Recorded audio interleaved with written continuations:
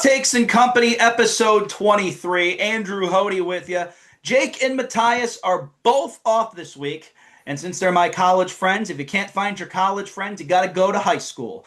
My high school buddy and a good friend and a guy who knows sports probably better than any other guy I know.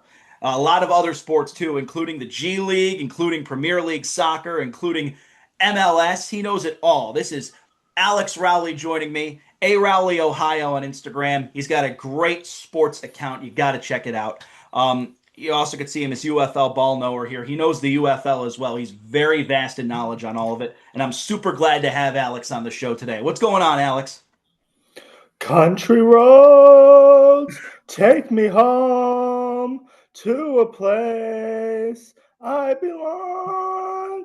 West Virginia, Mountain Mama, take me home. Country roads. Oh, I was just practicing for Chase DeLauter's first at bat today. Absolutely correct. Chase DeLauter has been doing phenomenal, by the way. I think we're going to actually lead off right with that as it's opening day here in Cleveland. The Guardians are going to take on the Cubs. You might be watching as the game's going on or post the first game here at home. But if not, as we're recording this, the game hasn't happened yet. But we're going to talk right away about Major League Baseball and Chase DeLauter. Chase DeLauter had an incredible weekend. I'm sure, Alex, you will agree with me on that. Incredible. He just went off the charts. 4 home runs against the Seattle Mariners. One of them was in a losing effort. He was I believe it was the AL Player of the Week, if I call correctly. Yes, 4 home run weekend, driving the ball to all fields, showing plate discipline, and looking comfortable against both velocity and off-speed pitching. Makes perfect sense. And you look at Chase DeLauter's weekend and the big X factor he was in that Seattle Mariners series. And you also got to look at the fact the Guardians took 2 or 3 from the Dodgers. I mean, the Mariners, we know how good they can be. Obviously, they've been struggling a little bit with the Yankees, but I'm sure they'll figure things out as the season goes on. The Mariners and the Dodgers, with that Mariners pitching, this is a great way to start off if you're the Cleveland Guardians. I'm feeling excellent right now as a Guardians fan. And you have an opportunity here to try to take 2 or 3 from the Cubs. What do you make of this, Alex, to the Guardians' start, and what has impressed you the most about not just Chase DeLauter, but maybe Jose's first home run, or how Parker Messick did the other day, or Gavin Williams? He had an impressive performance as well. They shut down Shohei Ohtani in that series, not from the pitching standpoint, but from the batting standpoint for the most part. What do you think? Well, Cleveland leaned on elite pitching and timely hitting, which is exactly their formula, and beating a lineup as deep as the Dodgers shows they can hang with contenders and not just compete within their division. I agree with you completely. And when I think of this Cleveland Guardians team, I think they're going to rely a lot on guys like Jose Ramirez, now Chase DeLauter, especially if you have him hitting second in the lineup. When David Fry's in the lineup, I think that's going to help the Guardians out a little bit as well for some extra protection. I think Kyle Manzardo's off to a little bit of a slow start, but he should be fine. Steven Kwan kind of started off the season going 0 for 5, but picked it up since then. This Guardians team, to me, can do a lot of damage. Now, I could see them competing with the Yankees, the Blue Jays, the Mariners for the AL title this year. I really think it's possible. And they're already off to an incredible start. What do you make of it, Alex? Yes, and look for later in the season when they can call up top prospects like Travis Bazzana to add to their lineup. Mm-hmm. Travis Bazzana, it's going to take time for him to get to where we want to see Travis Bazzana. But I think once you get him up and he starts getting major league at-bats, that time could come sooner than later. I personally think, though, we'll see great Travis Bazzana in 2027 and 2028.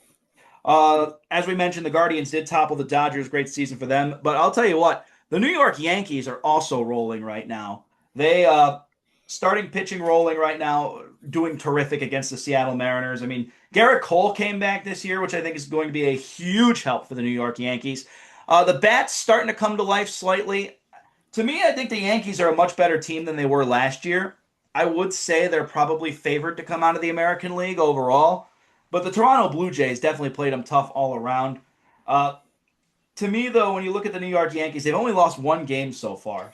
And that 1 game was, of course, to the Seattle Mariners in the first meeting, 1-2, in a pitcher's duel that obviously took center stage. Matt Brash, though, getting the win in that game. But you look at Giancarlo Stanton as well from the offensive perspective. He's been off to a tremendous start for the New York Yankees. Obviously, Aaron Judge is going to get going at some point. And you look at this lineup top to bottom, there's some good guys in the lineup, but I think the New York Yankees this year have pitching back, and I think that's going to be a big help for them. Well, like you said, pitching has been defining their early success. Their rotation is setting the tone every night, consistently going deep into games and keeping pressure off the bullpen.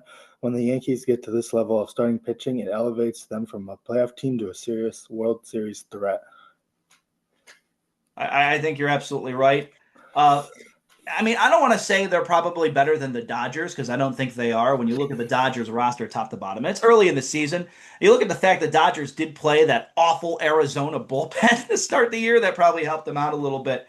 And we're going to talk about the D-backs here in just a second. But I mean, for me right now, the New York Yankees, just based on the way they're playing, they're the team I'm the most concerned about in Major League Baseball. I wouldn't say they're the World Series favorite because of how they've come up short. We know what postseason Aaron Judge looks like, but they look right now like probably that everything's coming together, and I would be concerned about them. What do you think? I'd say them or Seattle Mariners are favorites in the AL.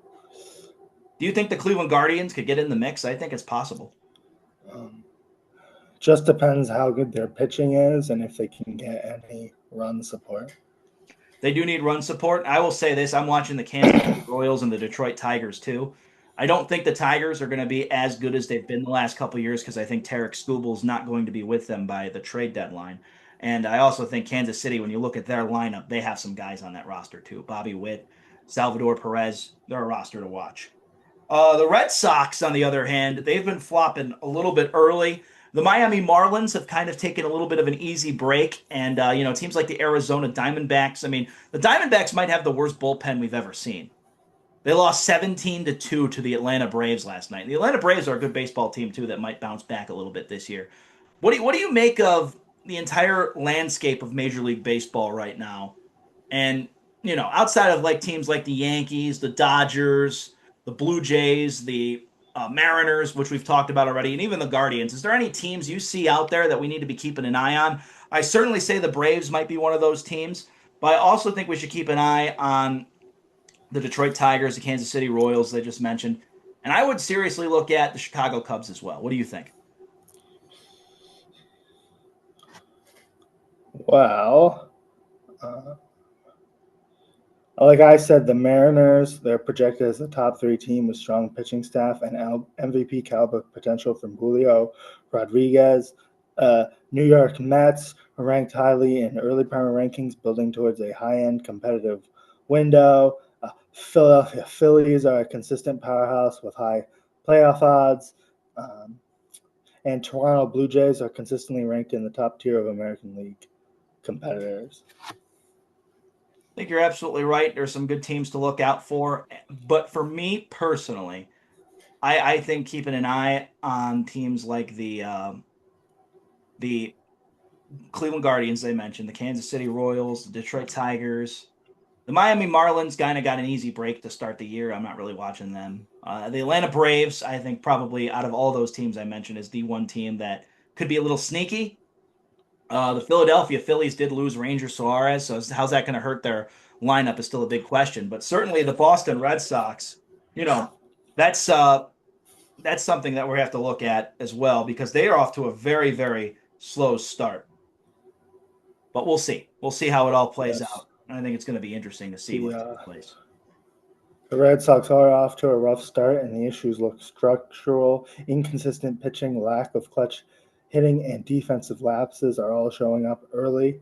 It's still April, but these are the kinds of threats that can dig a hole quickly in a competitive AL East. All right, we're going to move on now to the NBA. I think it's going to be a great season for Major League Baseball, and there's definitely going to be sneaky teams like there always is. I'm really excited to see what takes place, and I think it's going to be an incredible 2026. And the weather here in Cleveland today is gorgeous for opening day. Just want to point that out. All right, the San Antonio Spurs. We'll start with them because Victor Wembanyama has just been going off. taking the NBA by storm. 11 straight wins, Alex, I believe it is now for the San Antonio Spurs. Yeah, it is. Okay. 11 Yes. straight wins for the San Antonio Spurs. They're pretty much going to reach 60 wins at this point. Victor Wembanyama already talked about how 50 wins isn't enough. The Spurs haven't been to the playoffs in a few years. They're coming back. Obviously, this is a team that's known for tradition and history and doing things the San Antonio Spur way. And I think Victor Wembanyama has been a big part of that. It's going to be interesting to see what they do in the postseason because I'm not as high on postseason success for teams that are just getting back to the postseason right away. Like to me, like it took Victor Wembanyama a couple years to master the game. Now that he has, it's still going to take him a couple years to I think master playoff success. So I would believe the Spurs maybe winning a championship in 2027, 2026. I'm skeptical. But still, the fact that they're on this run, this is the best San Antonio Spurs basketball we've probably seen since the mid 2010s. What do you think, Alex? Wow. All eyes remain on Victor Wembanyama, and even beyond the highlights, it's his all-around impact that stands out. He alters shots, stretches the floor, and creates matchup problems every night. The Spurs may not be fully built yet, but with him, they're no longer an easy out, and their timeline is accelerating fast. It is accelerating, but as I said, I'm not so sure I'm ready to say this team is a finals contender yet. And I've been preaching that the entire regular season. I think the Spurs are going to win a playoff series. I think it's going to depend on who they match up with in the second round before I can even say they're going to the Eastern Conference Finals. I don't like them in a matchup with either the Lakers or the Nuggets, and it looks like they might face one of those two. But we'll still have to see. I think there's going to be an interesting turn of events with the San Antonio Spurs by the time the postseason arrives. But granted, I definitely think Victor Wembanyama has arrived, and this is definitely the Spurs moment for the next couple of seasons. Oklahoma City is still out there too, and we'll have to see. But yeah, the Spurs did beat Oklahoma City in the regular season matchups. Things are going to tighten up in the postseason. Always like to emphasize that. All right, we're going to move on now in the NBA. We'll talk a little bit about the Cavs falling to the Lakers, but they did rebound yesterday. Um, Big win for the Cleveland Cavaliers last night. I mean, to me, I'm not so sure I'm bought into the Cleveland Cavaliers having any kind of postseason success. The way the bracket looks right now, as I'm looking at it, is they would probably play Detroit in the second round. But that Atlanta team is feisty. They've been playing feisty without Trae Young, I want to emphasize. So to me, when I'm looking at this standings lineup right now, I mean, I feel like anything's possible for the Cleveland Cavaliers. But then again, when you look at their game last night against the Warriors, a big time win, 7 points, a win they desperately needed to get. They're playing Indiana next on Sunday. We're actually going to the game on Sunday. It's going to be great. Should be a win for the Cavs, obviously, seeing what the level of competition is. But at the same time, like this Cavs team getting to around 50 wins. It's not the 60 we saw last year, but we're really looking at postseason success here. Alex, do you have faith in the Cleveland Cavaliers having some postseason success? I see them probably getting to the second round, and I still like the Pistons. Even if Cade Cunningham is out, I still feel like I like the Pistons. What do you think? Well, the Pistons are interesting because they're still a young squad, and we haven't Yeah. seen them what they can do in the playoffs yet. But as far as the Cavs, I think that they're eventually going to lose to the Celtics in the playoffs because the Celtics are kind of rolling right now, and they got Jason Tatum back. So I think they can outman the Cavs in a 7-game series. But I think the Cavs have a chance to win a couple of series. I think they'll win the first round against Indiana, but I think it might go 5 or 6 games. It might surprise some folks. I think the Hawks are a little feisty, despite the fact they lost their best player at the trade deadline. And it's the same thing even if they were to face a team like a Toronto or the 76ers. Young, feisty teams that are really scrappy and playing with house money at this point, because I don't think anyone expected them to get as far as they have. But for me, with the Cavs, I like them going to the second round. I worry about those Detroit Pistons. Even they were in the playoffs last year, so they do have some playoffs under their belt. You're right, they're a young squad, and I did talk about San Antonio being young too. So, I mean, I don't think the Pistons are getting to the finals because obviously you mentioned Boston, and the New York Knicks are still out there. If they're healthy, I'm watching the Knicks too. So I don't know. It's going to be really interesting how it pans out. But for the Cleveland Cavaliers, you know what? They're going to be one of the top 4 seeds. They're going to get a home playoff series. Getting to the Eastern Conference Finals is the most important thing about this season. If they can get to the Eastern Conference Finals, I think you have something to build off. But if this team is out in the second round or worse, there's going to be major, major problems with this organization moving forward, I think, from the roster construction standpoint. There's going to be something that needs to be done in terms of making more moves or maybe a coaching change. I don't think Kenny Atkinson's the problem, but that something is going to have to change with the Cleveland Cavaliers if they don't get to the Eastern Conference Finals this season. All right, and moving on here in the NBA, you mentioned the Boston Celtics. We're going to talk briefly about them. They obliterated the Heat offensively the other night. They're the number 2 seed in the Eastern Conference. And despite all this, Jason Tatum is just getting back for the most part now. Jaylen Brown has been on an absolute tear this year and has made a great case to be an MVP candidate. I think he's still eligible, right? He and Shea, I think, are both eligible. Yes. Give me the nod. I'll say yes. That's going to be a tight race, I think. Who was the guy that just became uneligible? Anthony Edwards, I know, is uneligible now. I might have been him, yeah. Yeah. And Anthony Edwards, I mean, there's been some ups and downs with the T-Wolves this season. They're a team to watch as well because of how good Anthony Edwards is. But to me, I feel like Jaylen Brown is well deserving of it. You look at that Celtics team. Not only did they not have Tatum most of this year, they lost Kristaps Porzingis, but the bench really stepped up yet again, and it shows how deep the Celtics roster is. I don't think anyone had the Celtics being a top 2 seed in the preseason or the offseason at all. I don't think anyone thought the Celtics were going to be as competitive as they have been. But they have been, and I think you also have to give it to Joe Mazzulla as a Coach of the Year candidate as well, because this Celtics team did not look like they were going to go this far, Alex. What do you make of the Celtics? And is there anybody else in the Eastern Conference even that you think we need to be keeping an eye on? Well, going back to those awards, is Anthony Edwards is ruled ineligible. Cade Cunningham is also ineligible, and Luka Doncic is increasingly looking like he could be ineligible because he just got injured again last night. But on to the Celtics. Absolutely overwhelming the Miami Heat offensively sends a message. When Boston's ball movement is clicking and their shooters are locked in, they're nearly impossible to guard. It reinforces the idea that they may have the highest offensive ceiling in the league. And one of the teams that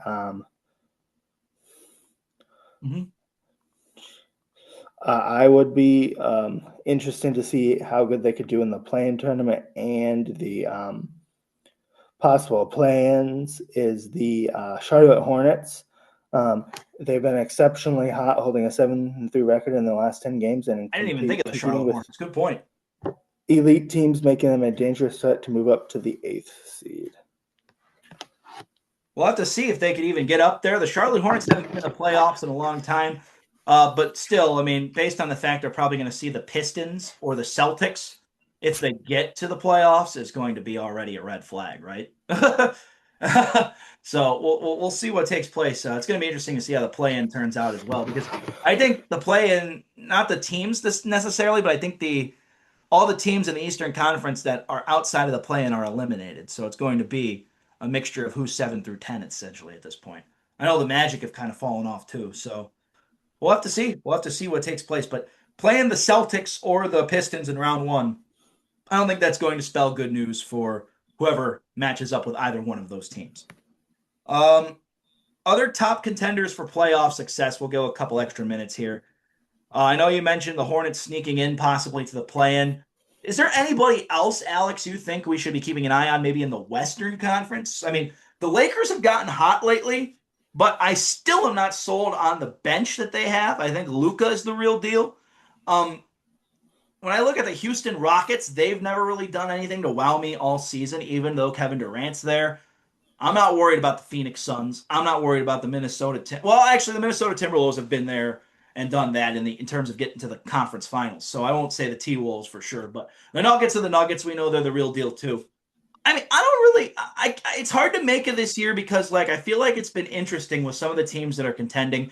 And to me, the NBA is not really a sport you could judge on the regular season alone because so many different things happen once you get to the postseason. What do you make of this, Alex? Yes, NBA is all about the postseason. it's definitely a postseason league, and that's the most exciting time of the year, as which the NFL, it kind of goes from start to finish. The whole thing is important. Um, Baseball, I like the regular season more than the postseason almost, Mhm. with all 162. But I Mhm. think the NBA has some of the most entertaining playoffs in general. But as far as a team to keep an eye on in the West, I got the Portland Trailblazers, who have surged in the Western Conference playoff picture, winning 8 of their last 10 games to reach a 40-38 record. Their recent success is driven by a strong 118-106 victory over the Pelicans. Stingy defense and key scoring from Dene Avila and Drew Holiday have been pushing them into 8th place. That's a good point. That is a good point. The Trailblazers to me have had kind of an interesting season too. I mean, the West teams are definitely. I think the West is more stacked this year than the East is, but the East has Boston and New York and Yeah. even the Cavs to a degree, and the Pistons are now becoming, I think, a major player in the Eastern Conference. But to me, when I look at the Celtics and the Knicks, they seem like the Celtics have the best pedigree in the East, but the Knicks, I think, are second to that. And based on the experience they've had and getting to the conference finals last year, the Cavs have only gotten to the second round. They haven't gone beyond that. And the Pistons are essentially new when we looked at them last year. So to me, the West, I feel like it's the wild, wild West. Anything can happen. The Lakers, not in recent memory, but they have gotten, well, I guess 2023, yeah, they did get to the conference finals, but we knew that the Lakers weren't going to go beyond the Nuggets that season. And you look at the Nuggets, they have pedigree, so you know they're going to be the real deal. Oklahoma City has that championship pedigree now. San Antonio is so new that's why I'm not bought into them yet. The Houston Rockets, I mean, they had experience from last year in the playoffs, but like we still haven't seen how it will work in the playoffs with Şengün and Kevin Durant and what kind of plays we're going to see Ime Udoka draw up for the Houston Rockets. It's still the Wild Wild West, though. To me, the East feels more predictable. I think we're going to see Boston or New York make the finals, but for the Wild Wild West, I really think anything can happen. And the other thing too is we have to look at history. Since 2019, we've had a different NBA champion every single season. There has not been a repeat champion since Golden State 2015, 2016. And the Golden State 2015, 2017, 2018, pardon me, because the Cavs won in 2016. And I'm a Clevelander. I know better than that. But to me, like we haven't had a repeat champion in that long. There's been really no dynasty builders. Golden State, I guess you could say the dynasty rolled into 2022, but still we had the Lakers and the Bucks in between. There's been every single season, I think, since 2021, if I recall correctly, or maybe it is 2020. The team that won the championship is out in the divisional round the following season. So that pattern has continued. So we maybe see Oklahoma City falter to a Denver or a Houston or something like that. I don't know. It's so unpredictable, Alex. Any final thoughts before we move on to the NFL? Well, I always like Denver because they're not carried, but to a degree they can rely on Nikola Jokic, who I think is the Mhm. best player in the league right now and one of my favorite players to watch. Yeah, it's always fun to watch the Joker. There's no doubt about that. Um, we're gonna move on now, talk a little NFL, and then we have a comment from A Rowley, Ohio. Coincidentally, by the way, everybody, I love DK Metcalf. Pardon me. Slash A Rowley NBA. A Rowley, Ohio. He's on the podcast right now. And he and Jake have been going at it about the Cleveland Charge every once in a while. So I'm sure he's got something to say. But we're going to read his comment on the show before we wrap things up here on Raw Takes and Co. this week. Thank you, Alex, for filling in once again, by the way, as we move on to the NFL. And Kirk Cousins is going to be signing with the Raiders. I was kind of surprised by this move because Fernando Mendoza is going to be a Las Vegas Raider. Clint Kubiak must see something with Kirk Cousins, or I mean, I watched Jason Whitlock talk about how he's not so sure this is a great move for the Raiders if they really believe in Fernando Mendoza, which I could understand to a degree, but like the Raiders are the worst team in football. And so Kirk Cousins going there to me says like you need a formidable backup and you need a formidable guy who has been there in the league. And, we see teams do this all the time with quarterbacks. Guy who's been around the league for a while helps out the young guy in terms of backing him up, in terms of knowing the game.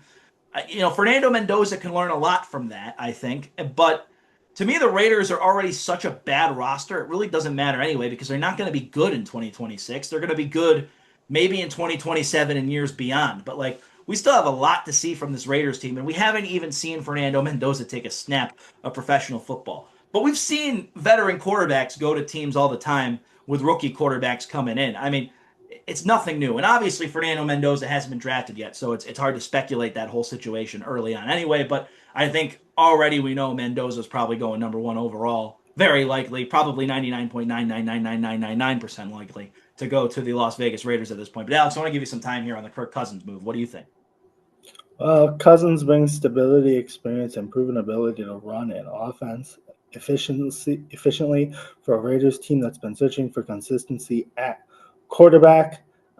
The big question is ceiling. Cousins raises the floor immediately, but whether he can elevate the Raiders into true contention will depend on the supporting cast and how the offense is built around him. Either way, it reshapes expectations in the AFC and adds intrigue to an already competitive conference. And I like the Raiders' offseason additions so far, like Tyler Lindenbaum at center, Quay Walker, linebacker, Kwity Paye, edge, Jacoby Dean, linebacker, and Eric Stokes, cornerback. And they also signed Jalen Naylor at wide receiver. So they're definitely going to be better than last year. And I like, their coaching changes as well. And we'll see how well Kirk Cousins can mentor Fernando Mendoza. They'll kind of have the same personality, and I think Kirk Cousins could be a good leader for helping out Fernando Mendoza initially. All right, and before we move on to wrap up the show for today, I just want to take 2.5 to talk about the Final Four. And I will say this, 50% of my Final Four was correct. I got Arizona and UConn right. Michigan obviously having an incredible season. I think the transfer portal helped them, though, in all honesty. And Illinois. So obviously great for the Big Ten to have two Big Ten teams in the Final Four. Who's winning the whole thing, Alex? And which one of these teams do you think is most likely to upset the other? Well, I got Arizona going all the way, and I believe I win the bracket pool if they go all the way and win. So I got Arizona over Michigan, but that will be a great game as platoon both of the number one seeds. I feel like that doesn't necessarily happen all the time. It does not. Get two number one seeds. So only really last year. Both, will have equal opportunity to win the game. And I think it might be Arizona versus UConn. UConn is it's the only program to ever have their women's and men's teams in the Final Four, and I believe it's happened 4 times now. So they're kind of a powerhouse at basketball at this point as well. So I think the final might be Arizona versus UConn, and I got Arizona winning. Based on the way Arizona played Purdue, it's hard for me to not have Arizona winning the whole thing. But Michigan has blown out a lot of teams. I think we have to consider that the Wolverines have blown out a lot of teams on their way here. But the way Arizona humiliated Purdue in their last game, I think, is why I have to take Arizona to win the whole bracket. I mean, Purdue was a game all the way until about, I think, 12, 11 minutes left. And then Arizona just went off. And they made Purdue look like they weren't a good basketball program. That's how bad it got when Arizona won the game. So to me, I mean, Michigan has blown out, I think, already not superior competition. And I think this is the toughest opponent Michigan has. And I agree with you 100% on UConn. They're a powerhouse. They're a dynasty in the making. Illinois, congratulations for getting to the Final Four, but you're not getting to the championship match. So I think you're right. I have Arizona going all the way and beating UConn as well. But UConn, they could win the whole thing too. I'm not sleeping on them. But I do not think UConn will. I think Arizona really is the best team in basketball. But still, watch out for Michigan if they get there. They have blown out a lot of teams. But as I said, I don't think their path was as strong as the Arizona path was. Michigan didn't have to play Purdue in their side of the bracket. So that's my thoughts on it. All right, we're going to wrap things up now with a couple comments. First things first, I made a post on Facebook and X this week about how Raw Takes was ending. That is not true. That was an April Fool's joke. I want to emphasize that. We did have some comments, including from Jake's family members, about sorry to see the podcast end. It's not over. We're continuing things on. It was a complete April Fool's joke. Just want to throw that out there. Happy April, everybody, and happy early Easter as well. Want to emphasize that, and I'm sure I speak on behalf of Jake and Matthias on that as well, and Alex for joining us today.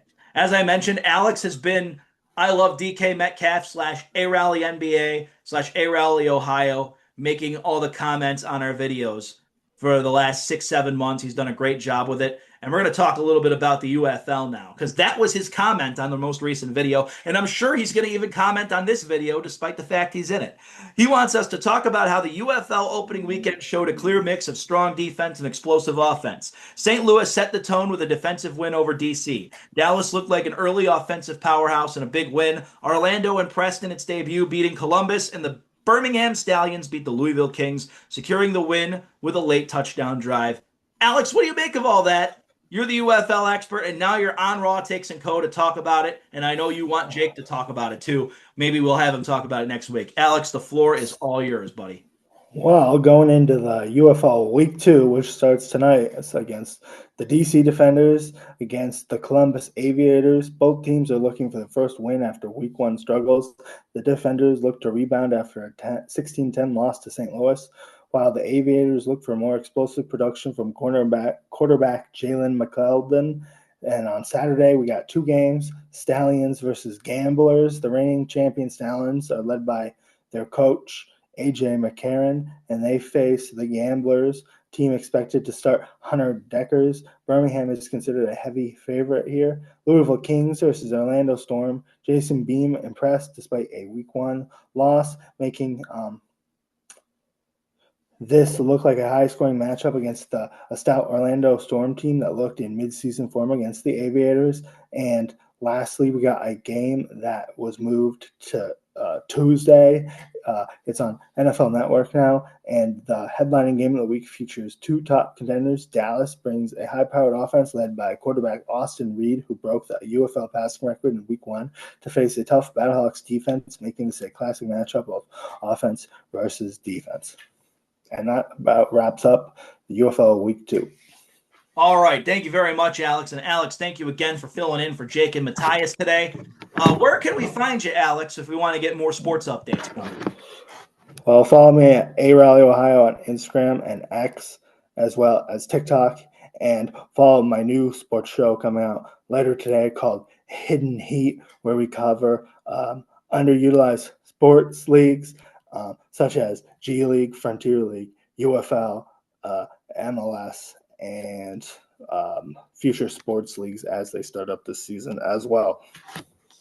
Awesome. Alex, we can't wait to check out that podcast. We're going to have the link in the description as well. Make sure to go support Alex. He did a great job here on Raw Takes as well. Jake and Matthias will be back next week. Alex can join the podcast anytime as well. He's always welcome. But also, for those wondering, every comment that we read on the show each week, he's right here, and he just reacted to it. We're going to talk some UFL with him again as well in the future. So, Alex, we really appreciate you coming on. And thank you, everybody, for watching this week's edition of Raw Takes & Co. We will be back next week right here on YouTube. So thank you so much for tuning in. Andrew Hody for Alex Rowley signing off. Jake and Matthias will be back next week. Thank you, Alex, for filling in. Have a good and happy weekend, everybody. Happy Easter, happy Good Friday, and happy opening day here in Cleveland. Go Guardians! Yes, go Guardians. Big series with the Cubs. Already took the series from the Dodgers and split with the Mariners. Let's go.